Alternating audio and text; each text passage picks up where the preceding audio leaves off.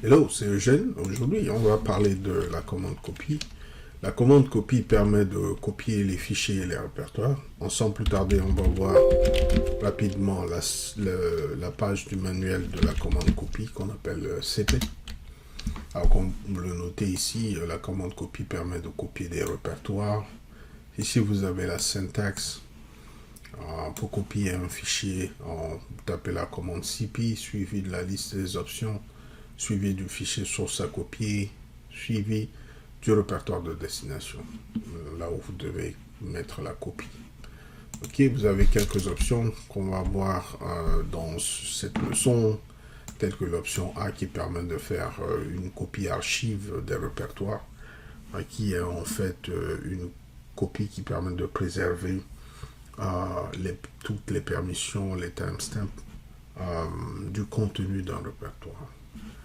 Alors vous avez l'option F, ça c'est l'option par défaut quand vous copiez un fichier vers une destination. Si la source existe dans la destination, le contenu du fichier de destination est automatiquement écrasé. On va le voir en détail. L'option A qui s'appelle l'option interactive, l'option P qui permet de préserver les attributs du fichier. On verra beaucoup plus ça en détail. Alors, la première des choses qu'il faudra savoir, c'est de comment copier en fait un fichier en local, qui est ce qu'on appelle faire, quand on parle de faire un backup d'un fichier donné. Par exemple, ici, j'ai ce script qui s'appelle bash, firstbash.sh, et je voudrais le modifier, je voudrais garder la copie originale intacte. Donc, si je ne veux pas toucher l'original, je copie le fichier, je l'appelle par exemple firstbashscript underscore copy, qui va me permettre en fait de travailler sur la copie tout en gardant l'original intact. Ok, ça c'est comme ça que vous le faites. Copie, fichier à copier, espace, le nom de la copie. Ok, ça me permet de faire une copie de ce fichier sur local et je peux à ce moment-là modifier cette copie et laisser l'original intact. Okay. Alors je peux aussi copier un fichier dans un répertoire différent. Par exemple, si je veux copier ce fichier dans le temp, il me suffit de spécifier la destination, là où je voudrais mettre la copie. Ici, dans ce cas, si je spécifie temp comme étant la destination de la copie, une copie de ce fichier sera créée dans le temp. Comme vous pouvez le noter ici. Je regarde dans le temp, on verra que une copie de ce fichier a bien été créée dans le temp. Ok, je peux copier à partir de n'importe quel répertoire. Par exemple ici, je peux copier le fichier password qui est dans le etc et le mettre dans le temp directement. Donc, pour copier un fichier d'un endroit donné à un autre, il suffit de spécifier le chemin complet vers le fichier et la destination là où vous voulez mettre la copie du fichier. Par exemple ici, dans ce cas, si je ne spécifie pas le nom de la copie, alors la commande copie préserve tout simplement le nom du fichier original. La copie aura le même nom que le fichier original. Ce qu'on va voir par exemple si on liste le contenu de /temp ici, vous allez voir qu'une copie de password a été créée dans temp. Je peux aussi faire quelque chose comme ça, je peux copier ce fichier tout en lui donnant un nom différent dans le temp. Okay. Il me suffit de spécifier le nom que je voudrais donner à cette copie en disant password, for example, underscore copy. Okay. Pour avoir en fait une copie disponible de password dans le temp avec un nom différent. Donc, vous voyez ici, si je vais dans le temp, je peux voir que la commande copie a créé une copie de password dans le temp. Okay. Je peux aussi, par exemple, copier plusieurs fichiers en même temps, quelque part ailleurs. Regardons ici en local, j'ai par exemple en fait patch dev en cbord.cfg. Je peux copier ces trois fichiers en même temps dans le temp ou dans un répertoire différent. Alors, je peux faire comme ça. Ici, bon, CFG, ensuite suivi de Search in Registry. Je peux les copier tous en même temps dans le temp. Il suffit de faire CP suivi de la liste des fichiers à copier suivi du répertoire de destination. Et il permettra ainsi de copier plusieurs de ces fichiers en même temps dans un répertoire distant ou différent. Alors si je vais dans le temp, je peux regarder, vérifier tout simplement que ces 3 fichiers ont bien été copiés dans le temp, c'est eux qui sont là. Ok. Alors notez quelque chose. Quand par exemple ici, on voit bien que on a déjà une copie de Search in Registry dans le temp. Mais qu'est-ce qui se passe quand vous faites copie, vous essayez de copier le même fichier encore dans le temp. Alors ce qui se passe, c'est que le contenu du fichier de destination est automatiquement écrasé. Donc ici, comme vous pouvez le noter, si je fais copy again, une fois de plus, tout en sachant que ce fichier existe déjà dans le temp, je le copie à nouveau. Ce qui se passe, la commande copie ne dit absolument rien. Ce qu'il fait par défaut, il écrase le fichier de destination par le fichier source si ce dernier existe dans la destination. Alors ça veut dire tout simplement que par défaut, la commande copie utilise l'option F qui veut dire force. Donc c'est la même chose quand vous forcez la copie d'un fichier. Si le fichier source à copier existe dans la destination, alors le fichier de destination est automatiquement écrasé par le fichier source. Alors pour éviter ce problème, il suffit d'utiliser l'option A. L'option A, c'est ce qu'on appelle l'option interactive. Elle permet de copier interactivement les fichiers, c'est-à-dire ça permet de détecter si le fichier à copier existe déjà dans le répertoire de destination. Par exemple ici, il va détecter que ce fichier existe déjà dans la destination et il va me demander si je veux écraser le fichier ou pas. Alors je vais dire non. C'est très utile de voir dans certains cas pour éviter par exemple que vous écrasez accidentellement un fichier que vous avez voulu préserver avec un contenu tout à fait différent. Okay? Alors voyons le cas des répertoires, comment copier les répertoires. Pour copier les répertoires, il faut utiliser l'option R. Ici j'ai un répertoire qui s'appelle Inventory. Ok, il y a un seul fichier dedans. Si j'essaie de copier par exemple ce Inventory là, ici en local, tout en lui donnant un nom différent, Inventory, supposons que je veux lui donner le nom Inventory Backup à ce répertoire copie. Ok, Linux me dit que la copie a été omise, et c'est parce que tout simplement que le répertoire est non vide. Donc pour copier un répertoire, il faut utiliser l'option R. L'option R, ça peut être en capital ou en minuscule, c'est la même chose. Ok,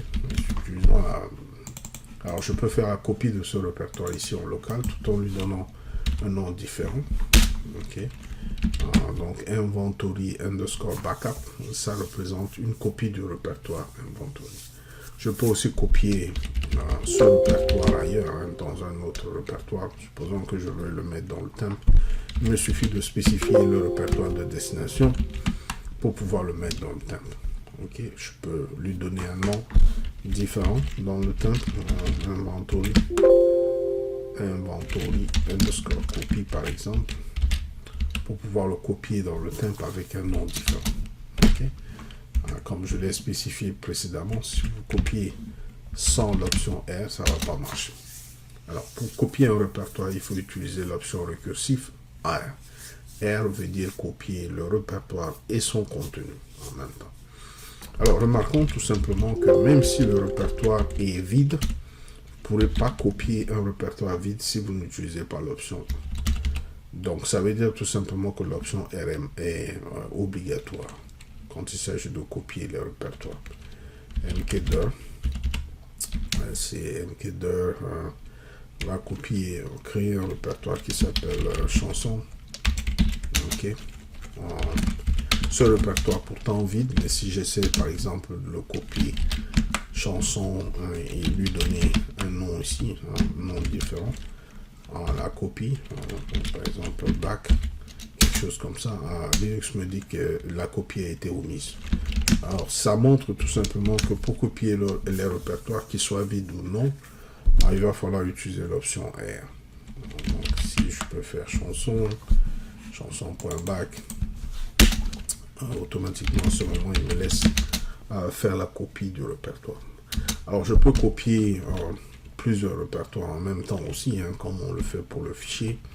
Par exemple, je peux copier, je vais créer 3 directoires ici que j'appelle par exemple temp 1, temp 2, temp 3. So c'est M directory. So, je viens de créer 3 répertoires ici, comme ça je peux les copier tous en même temps dans le temp. Of course, il faut toujours, comme je l'ai dit, utiliser l'option R.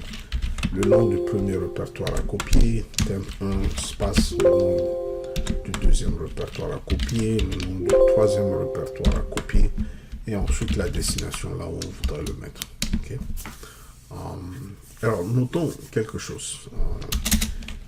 Quand vous copiez un fichier, par exemple, regardons qui est le propriétaire, par exemple, du fichier temp, etc, par exemple, fstab. Par défaut, ce fichier-là appartient au root, comme vous voyez ici, le propriétaire c'est le root, ça appartient au groupe de root. Mais si je fais une copie de ce fichier ici en local, par exemple, ce fichier, source, etc fstab, je voudrais faire une copie ici. Qu'est-ce qui se passe?